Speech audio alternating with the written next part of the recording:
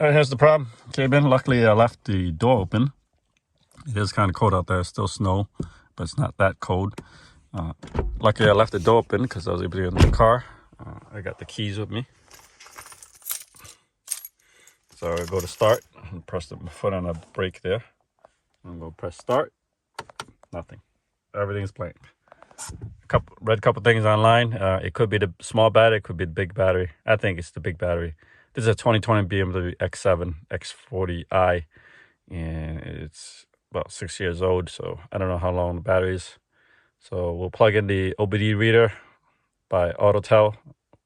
Check out that link in the description below. One of the best OBD readers out there in the market, and we'll figure out if it's the big battery or small battery. So I connected OBD reader by AutoTel. It's the MaxCheck Maxi X900. I can see the battery watch is reading 4%. I mean 4 volts. So these people believe it is the battery issue, but I don't know which battery it is. Battery capacity according to code, 0 amp hours. Check connections, DME. Is the front, the back. It's probably the back because it says 12-volt battery. So we're gonna go ahead and change it out. We will register the battery. Highly recommend it. I know most regular cars, they don't have to be registered because BMW does it kind of oddly.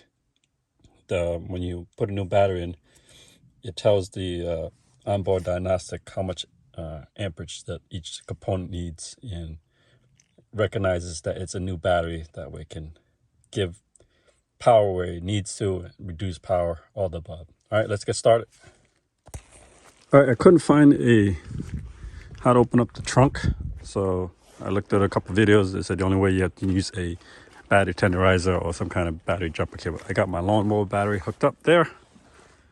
So red to red, positive to positive, negative to negative, red to red there. And then there's a little stubby thing here. I had to look for it. Don't connect it to your battery. A little stubby thing will allow you to open up the trunk now. Let's see if we can pop that open.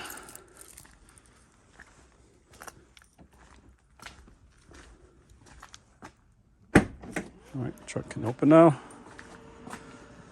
Let's see if this can open. Not enough juice to open it, but we have it unlocked. We can pull it down, get rid of the dead battery.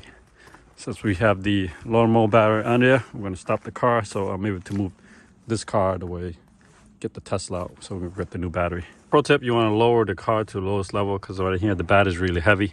So we got the trunk cleaned out. We're going to take everything out.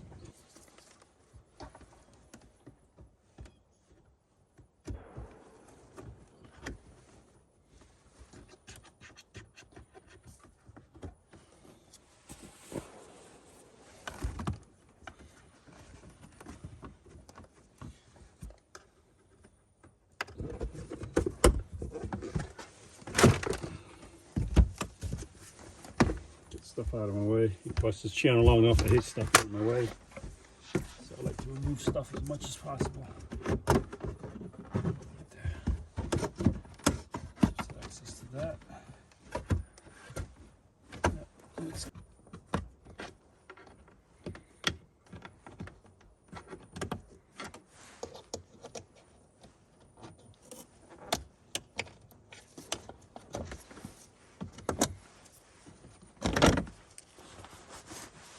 Okay, that's that.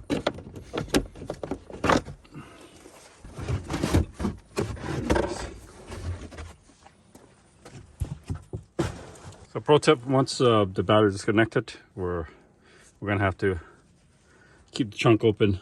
It's kind of gray today, but I don't think it's gonna rain. Cross my fingers. So it's like a 10 mil. You can see why you should lower the car as low as possible. This is the reason.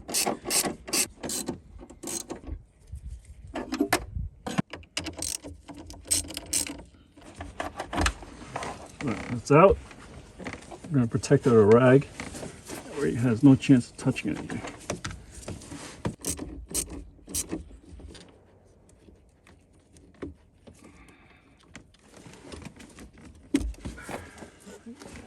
The bracket right here looks like a 13. 13.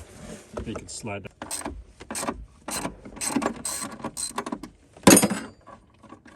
Has a retaining rubber gasket. I don't know why you need that. Whatever. Yeah. Oh.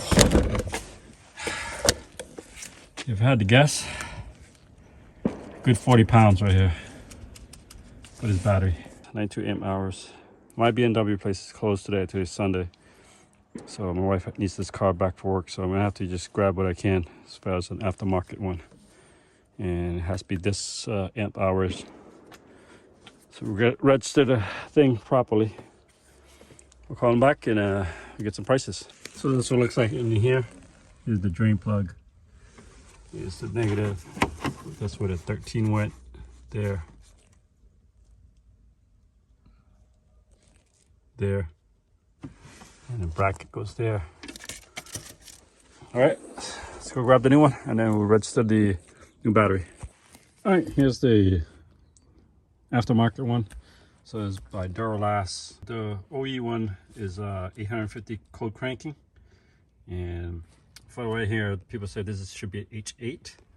H9 will be like a little bigger than this, and the cold cranking is like 1,000 or 1,200 amperage to cold crank, and it won't fit this car. So just be announcing that. This is I want to say this is 13 inches, 13 and a half, or 13 and a quarter inches, 13 and 1/4 around there.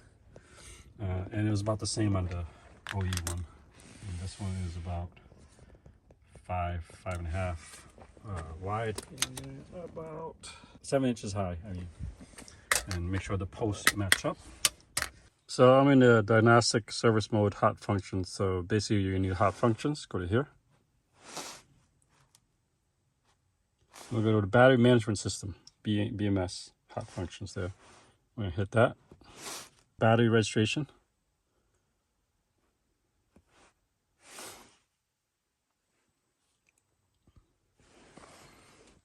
Display reading at last battery exchange and one month before last. Registered battery replacement. The history of the last battery exchange is deleted after programming.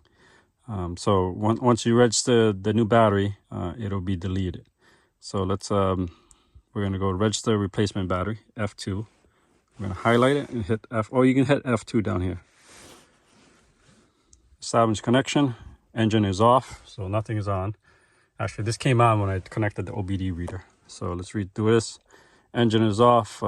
Entry cannot be canceled. 90 amp hours. So AGM stands for absorb glass mat, whatever that means.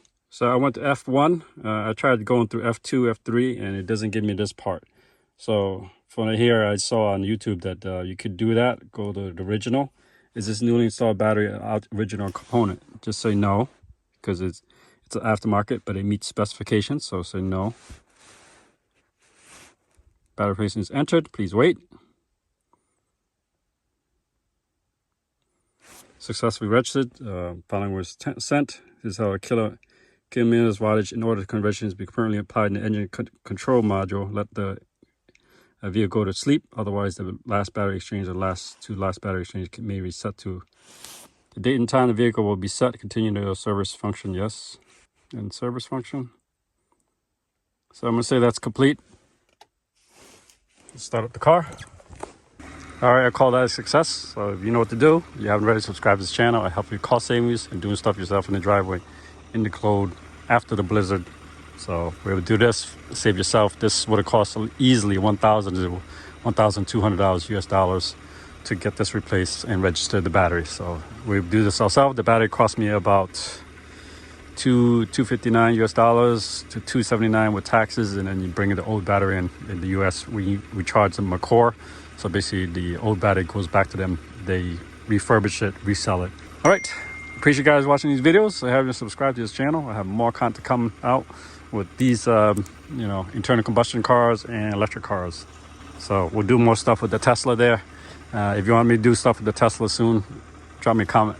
Tesla, please. I appreciate you guys. I'll see you in the next video.